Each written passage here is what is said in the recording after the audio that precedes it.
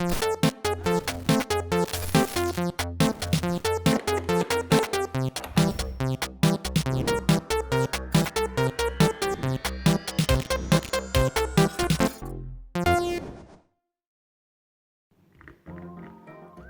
mateys.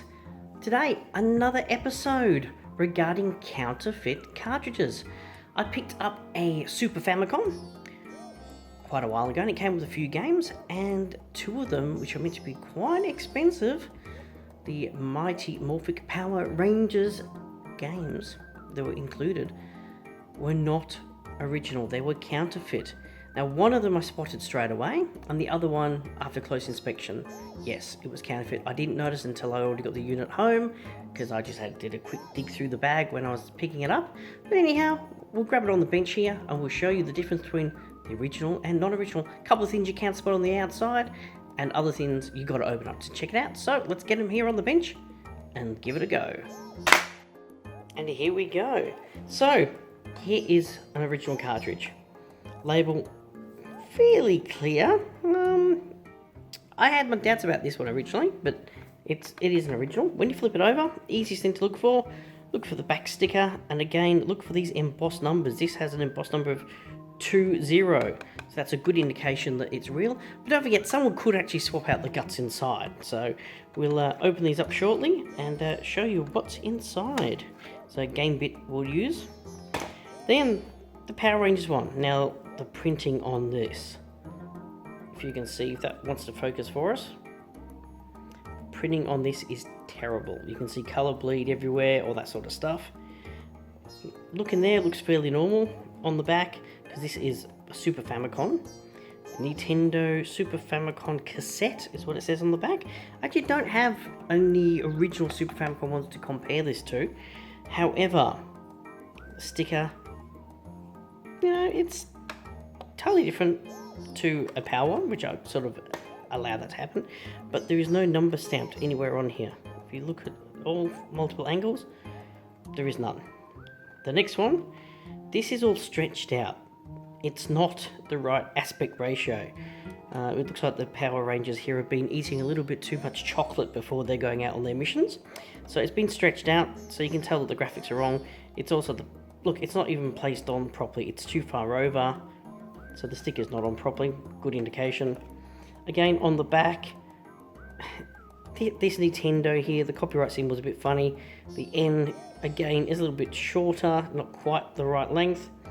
Sticker, again, badly placed. It's crooked. Nintendo would never send out a crooked label. They have pride in their work. But the biggest giveaway, of course, there's no embossed number, is this. Have you ever seen a blue PCB on a genuine Nintendo game? No, you haven't. And these are quite light compared to this one. This one's actually quite a bit heavier. Also, they sound a bit, they really sound plasticky. This one sort of has a bit of a thud to it. But anyhow, let's open these up and we'll show you what we're talking about. Nintendo bit again. Do the Power Rangers the movie game first. Actually, I wasn't worried about the games when I got the unit. I actually just wanted the Super Famicom for part of the collection, so it wasn't an issue. Pop those screws there, then lift from the bottom and away, and there we have it. So there's the lid, and here's the board. We'll leave that there because I can see already it's wrong. Oh, look at this, there's actually solder. Bring this up.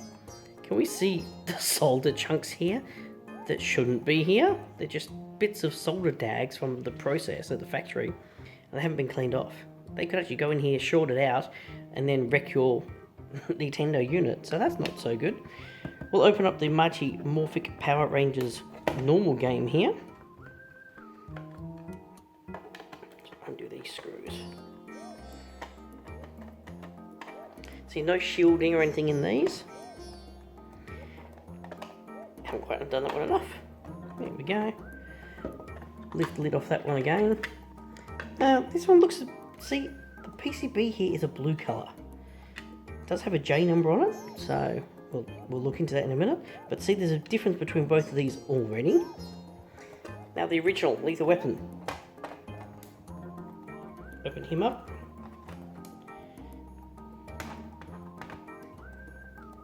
Screws are all the same, which is good. Sometimes you see Phillips head screws in these knockoff ones. Open him up. And there we go, and there's an original one. So that one kind of looks a similar layout, as you can see, but the board colour's wrong. This one, totally different layout. So let's have a look at how original one should look. So we'll pull this board out. No shielding, by the way. So there we go, here is an original one. And of course, under the capacitor, we have Nintendo 1990 printed on the board. There's your CIC chip, and here's our ROM chip. There's a couple of board numbers on here. There is actually a database online, which I will link to below, which will give you photographs of what these cartridges should look like. So there we go, that's what an original one looks like. Let's have a look at this one here, because I can clearly see that there's something not right. Lift him up. And he has a CIVIC chip here, which is obviously a cloned CIC chip. And we have a great big gigantic blob. So there's a microprocessor under there, which they never did on this particular game. So that is definitely a counterfeit game. Put him there. Look at the difference between these two. Big, big difference. Counterfeit, original. Let's have a look at this other one here. Lo and behold. So from the back, this looks as though it could have been an original, but it was the wrong colour PCB. When you flip it around, there we go, we have another fake CIC chip over here, and another blob processor, another soldered blob processor. So that is a really quick and easy way of having a look if you have fake cartridges. So if you just want the games just to play them, no worries, but if you want to collect, you don't want these in your collection. I just kept onto them so I can do a little episode like this and let you guys know what's going on. So we'll flip these all back around, put them back together.